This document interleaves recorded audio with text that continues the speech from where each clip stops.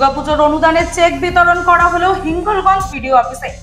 81টি ক্লাবের কর্মকর্তাদের হাতে অনুদানের চেক তুলে দেওয়া হলো হিঙ্গলগঞ্জ থানার পক্ষ থেকে।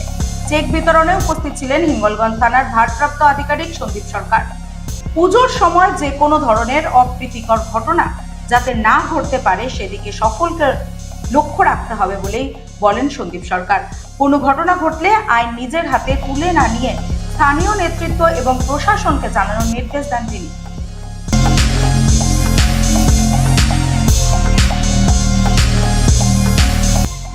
পুলিশ ও বিএসএফ এর যৌথ তল্লাশিতে এক বাচ্চা সহ 5 বাংলাদেশি আটক। বাংলাদেশ থেকে ভারতে অবৈধভাবে অনুপ্রবেশ করায় বিএসএফ এর 77 নম্বর ব্যাটালিয়নের হাতে আটক এক বাচ্চা সহ 5 বাংলাদেশি নাগরিক।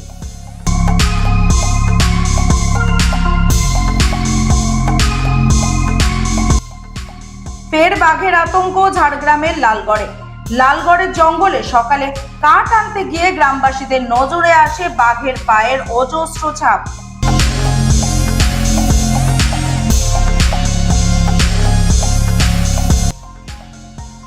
পুজোর আগে শহরের বিভিন্ন রাস্তা ঘুরে দেখলেন কলকাতার মেয়র ফিরহাদ হাকিম।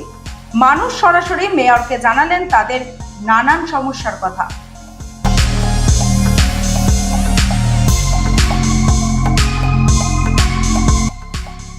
নবান্নে মন্ত্রিসভার বৈঠকে রাজ্যের শিল্প, প্রশাসন ও জনসংযোগ নিয়ে গুরুত্বপূর্ণ সিদ্ধান্ত নেওয়া হয়েছে।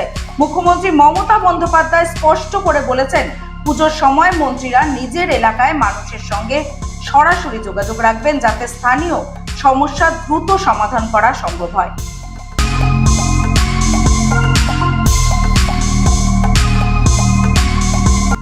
অভিষেক বন্দ্যোপাধ্যায় ক্লাব ডায়মন্ড হারবার এফসি এবার বড় ধাক্কা খেল। কলকাতা ফুটবল লিগের চ্যাম্পিয়ন হওয়ার খেতাব এবার ইস্ট বেঙ্গলকে দেওয়া হচ্ছে। আশা করা হচ্ছে খুব শীঘ্রই ইস্ট বেঙ্গলকে সরকারিভাবে চ্যাম্পিয়ন ঘোষণা করা হবে।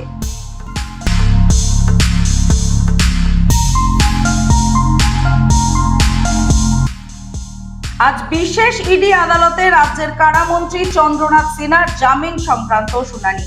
ইডির তরফে জানানো হয়েছে, মন্ত্রীর স্ত্রীর নামে নির্মাণ ব্যবসা হলেও প্রকৃত নিয়ন্ত্রণ মন্ত্রী নিজেই করতেন।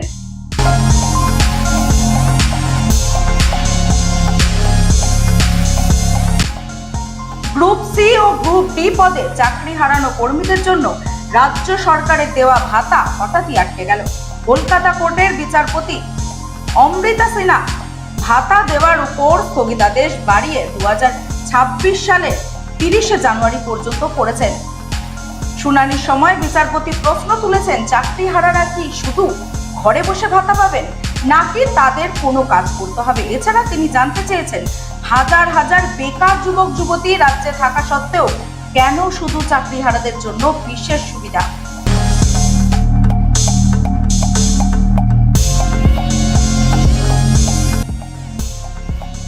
ইছামতির পাড়ে 150 বছরের প্রাচীন শ্মশান পেল মাথার উপর ছাদ। পাশাপাশি ইছামতি নদী ভাঙন রোধে উদ্যোগী বসিরহাট পৌরসভা।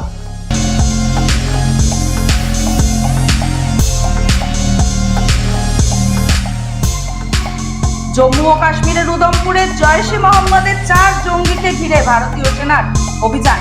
এই 4 জঙ্গি ভারতে ঢুকে সন্ত্রাসবাদী হামলার চেষ্টা করছিল বলে জানানো হয়।